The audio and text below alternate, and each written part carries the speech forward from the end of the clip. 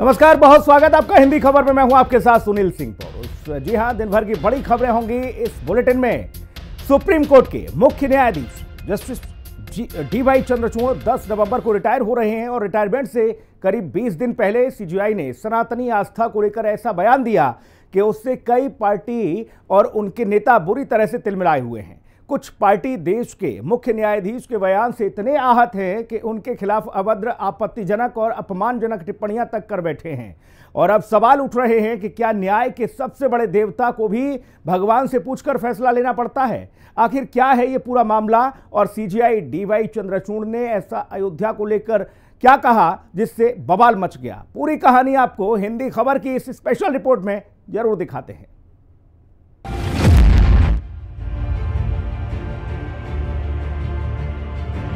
I, Dhananjay Yashwant Chandrachud, having been appointed as Chief Justice of the Supreme Court of India, do swear in the name of God that I will uphold the sovereignty and integrity of India, perform the duties of my office without fear or favor, affection or ill will.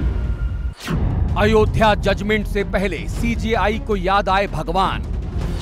Justice Chandrachud के बयान पर खत्म नहीं हो रहा घमासान।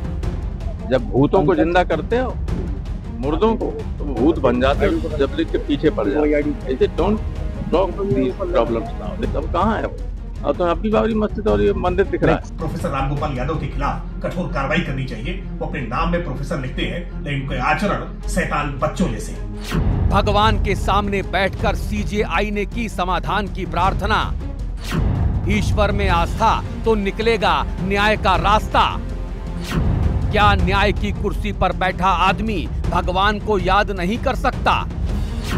CJI की सनातनी आस्था से विपक्षी नेताओं को क्यों लगी है मिर्ची? सुप्रीम कोर्ट के मुख्य न्यायाधीश जस्टिस डी.वाई. चंद्रचूड़ अपनी बेबाक टिप्पणियों के लिए मशहूर रहे हैं। जस्टिस चंद्रचूड़ राम जन्मभूमि विवाद और निजता के अधिकार मामले समेत कई अहम मामलों में ऐतिहासिक फैसले देने वाली पीठ का हिस्सा रह चुके हैं। वो कोर्ट रूम में कई बार ऐसी टिप्पणी कर चुके हैं जिससे अदालत का माहौल दोस्ताना दिखा है, तो कई बार वो अदालत के अंदर बड़े बड़े वकीलों की क्लास भी लगाते नजर आए हैं। मगर करीब 2 साल के अपने कार्यकाल के बाद chief justice of India D.Y.. Chandrachud 10 नवंबर को सुप्रीम कोर्ट में अपनी जिम्मेदारियों से रिटायर हो रहे हैं। और सीजेआई के पद से रिटायर होने से पहले जस्टिस चंद्रचूड़ ने शनिवार को राम जन्मभूमि को लेकर एक ऐसा बयान दे दिया जिस पर सियासी घमासान थमने का नाम नहीं ले रहा है। समाजवादी पार्टी से लेकर कांग्रेस और शिवसेना यूबीटी के नेता लगातार सीजेआई के अयोध्या वाले बयान पर सवाल खड़े कर रहे हैं और पूछ रहे हैं कि क्या न्याय अब कानून से नहीं बल्कि भगवान से पूछकर किया जाता है।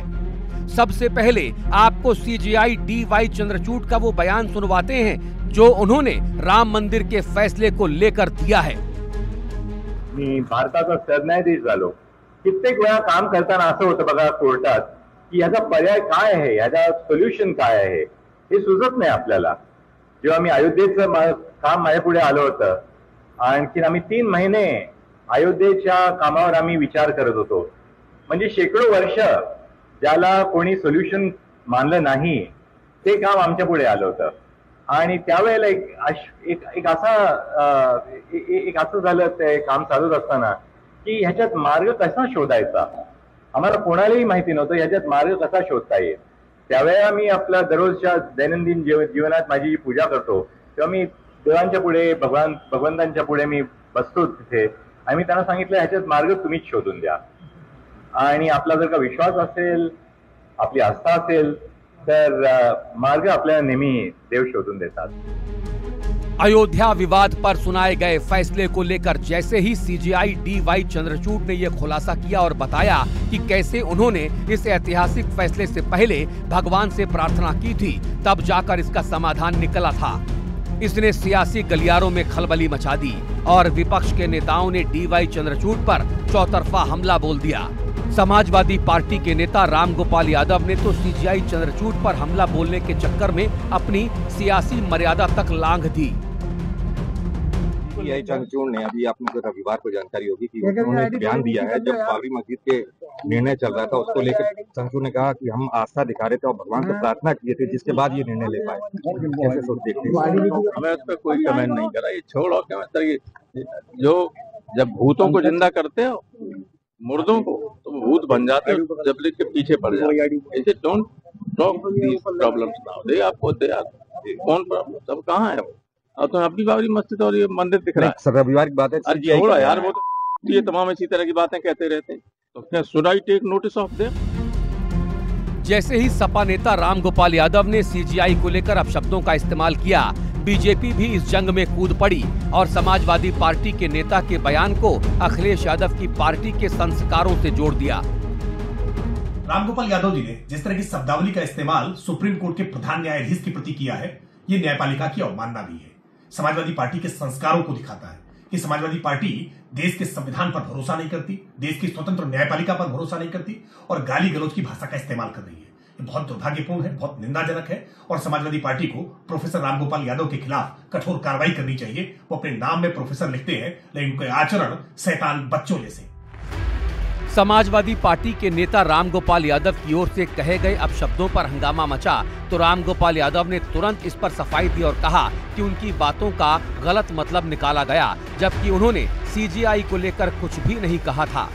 रामगोपाल यादव ने अपनी सफाई में कहा कि चीफ जस्टिस ऑफ इंडिया को लेकर किसी ने सवाल ही नहीं पूछा था, उनसे बहराइच के बारे में पूछा गया था और सीजीआई बहुत सम्मानित व्यक्ति हैं, मगर मामला इतने से शांत नहीं हुआ। चाहे कांग्रेस नेता उदित राज हो या फिर बॉलीवुड एक्ट्रेस स्वरा भास्कर, हर किसी ने सीजीआई चंद्रचूड़ की आस्था पर चोट करने की कोशिश की। वहीं शिवसेना के मुखपत्र सामना में प्रकाशित संपादकीय में लिखा गया है कि क्या न्याय कानून द्वारा संविधान की धाराओं के मुताबिक किया जाता है? जजों को अब इस बारे में अपने अपने भगवान से ही पूछना चाहिए। चंद्रचूड़ साहब ने वो रास्ता दिखाया है। चीफ जस्टिस कहते हैं, जब बाबरी केस अयोध्या में राम मंदिर का मामला मेरे सामने आया तो मैं भगवान के सामने बैठा। मैंने भगवान से इस मामले को सुलझाने की प्रार्थना की। मैंने भगवान से कहा, अब आपको ही कोई समाधान निकालना होगा। विष्णु के 13वें अवतार या 14वें अवतार के सामने समाधान के बाद अयोध्या में राम मंदिर तो खड़ा हो गया, लेकिन ये तय है कि लोकसभा चुनाव में 13वें अवतार से मंदिर के भगवान श्री राम खुश नहीं हुए। कोर्ट को आस्था के मामले में नहीं पड़ना चाहिए। यहाँ कानून के प्रावधान अप्रभावी हो जाते हैं। आपको बता दें कि 9 नवंबर 2019 को सुप्रीम कोर्ट ने अयोध्या पर ऐतिहासिक फैसला सुनाया था। सुप्रीम कोर्ट की उस 5 सदस्यीय खंडपीठ में उस वक्त के मुख्य न्यायाधीश रंजन गोगोई, शरद बोबडे, अशोक भूषण, एस अब्दुल नजीर और इस वक्त के चीफ जस्टिस DY चंद्रचूड़ शामिल थे। और अयोध्या में रामलला की प्राण प्रतिष्ठा के बाद इस साल जुलाई में जस्टिस DY चंद्रचूड़ अयोध्या पहुंचकर रामलला के दर्शन भी कर चुके हैं, जिससे पता चलता है कि प्रभु श्री राम के प्रति उनकी गहरी आस्था भी है और इसमें कुछ गलत भी नहीं। मगर DY चंद्रचूड़ न्यायपालिका के सर्वोच्च पद पर आसीन हैं। उन्हें न्याय का भगवान भी माना जाता है। ऐसे में उनका ये कहना कि भगवान से पूछकर उन्होंने अयोध्या का ऐतिहासिक फैसला सुनाया था, उस पर सवाल तो उठेंगे ही। और सियासी गलियारों में पिछले कुछ दिनों से यही हो भी रहा है। मगर जिस तरह से सीजीआई के खिलाफ अपशब्दों का इस्तेमाल किया जा रहा है, हिंदी खबर उसकी आलोचना करता है और किसी को भी कुछ भी बोलने से पहले चीफ जस्टिस ऑफ इंडिया के पद की गरिमा का ख्याल जरूर रखना चाहिए। गोपाल शाही, हिंदी खबर।